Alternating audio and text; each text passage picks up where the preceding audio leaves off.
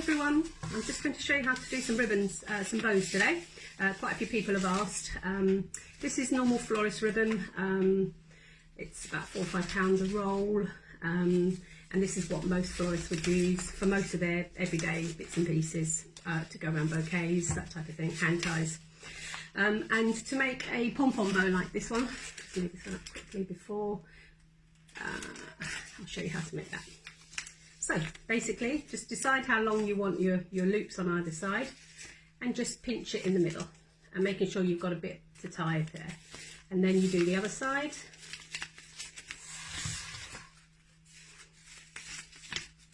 So you've got even on both sides, and then just keep going round. So that makes 3, 4, 5, 6, 7, 8, 9, 10,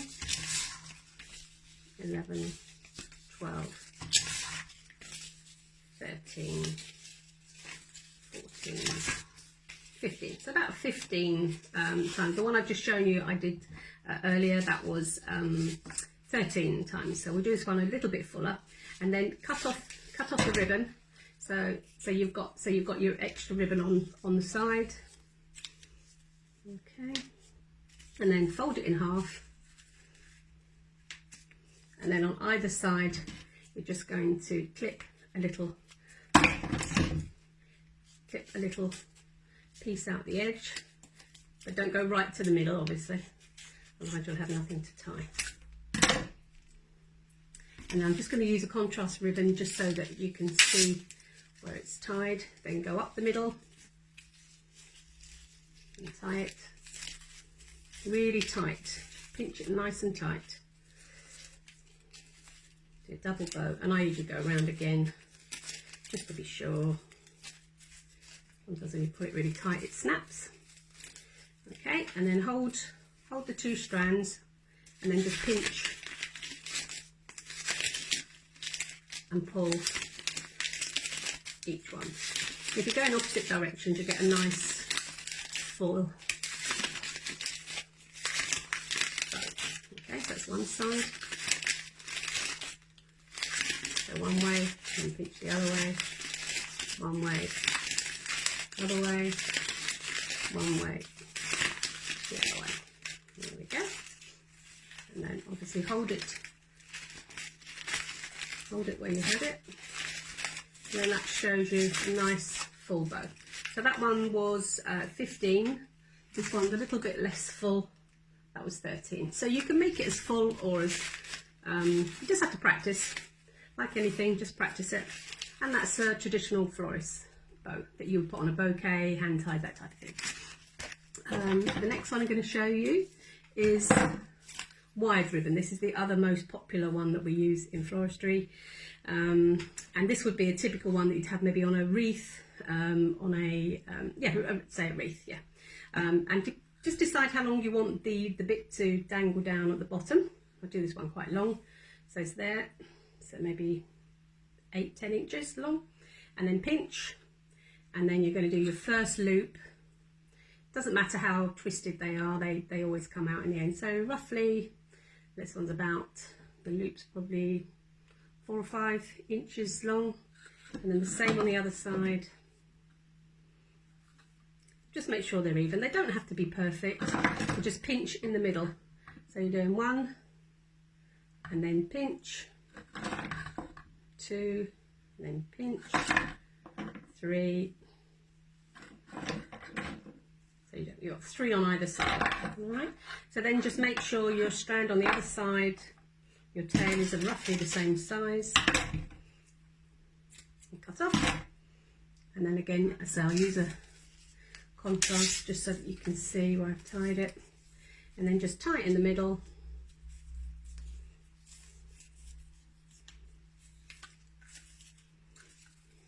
Third hand's my teeth. And then tie again.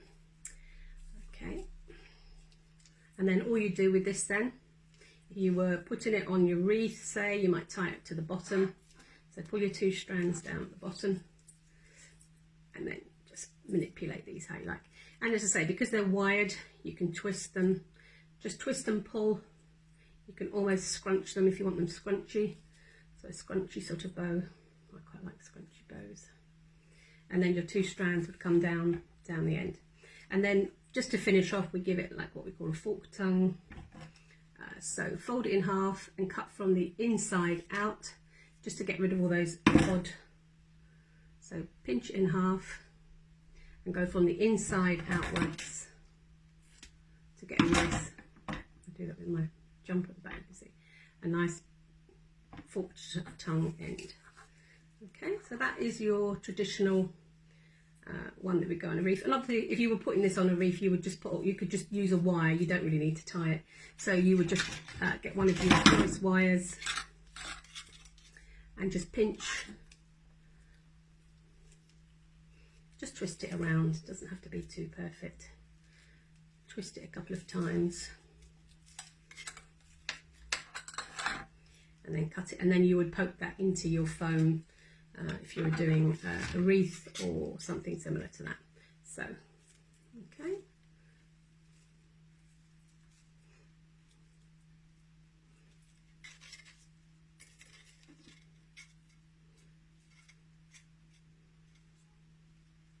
So that would be your one for that.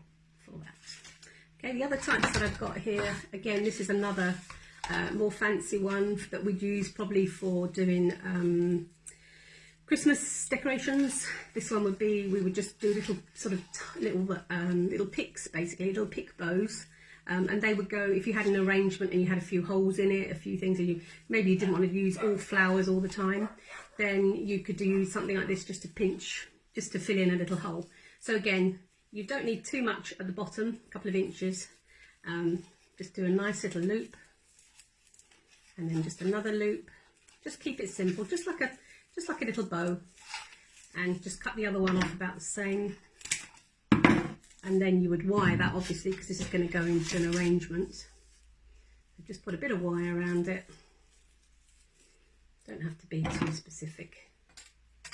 And then hold the wire, pull it out,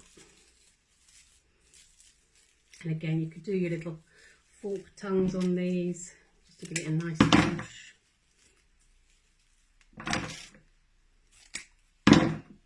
And then you would put that into your oasis. So if you had like a nice arrangement, you would just pin that in like that, and it just fills a little hole and gives another colour.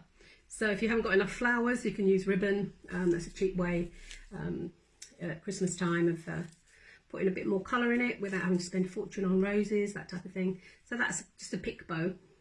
Okay. And the last type I've got is like fabric ribbon. Now this is a lot more complicated, and this is a really soft floppy one, so I've picked the hardest one I've probably got. Some of them are a lot wider than this and they're a bit easier, but this is real soft. It's almost just like fabric. Well, it is fabric, almost like a strip of fabric. So again, with this I tend to keep it smaller, because if you do them too big it goes too floppy. It's okay if it's going on a wreath because you'd have it wired. But again, it's the same sort of principle. Just pinch and pull. The only thing is with this, you're going to have a lot more fabric, so don't do it too big. So pinch. And with this, obviously, you've got a different colour on the outside. So just think about what's going to be on the outside of your bow and try and twist it so that you get the pattern on the outside, because this has obviously just got a plain pattern. So there's quite a lot of fabric there in the middle. And I'll do this one with the wire. This one would probably be the sort of thing that would go into, so just go over and around the middle quite tightly just to keep it in. Okay. And then we'll do this one different. I won't do the fork tongue, I'll just do it straight. Just a nice. That's why you need different scissors for different things. I haven't actually got my ribbon scissors here. I keep them quite sharp because you need that for the fabric ones. There we go. So again, I've just got to cut that off. So there's your fabric ribbon. And you see if it's wired, it sort of pinches it in the middle better. That's a good way of trying to describe that. And then that way you would have that. And again, with the wire, you would then put that into the bottom of your wreath. And again, just play about, try and have a go with different fabrics. You can try it with some fabrics at home that you've got. Just put them into strips and try and do them into a nice bow. So they're the main ones that we have really. So it's the florist pom-pom bows, the wide bows, wired organza fabric, and the little picks. These ones are the ones that go into your arrangements. Okay, so I hope that was helpful, and I'll see you soon. Bye. Have a good day.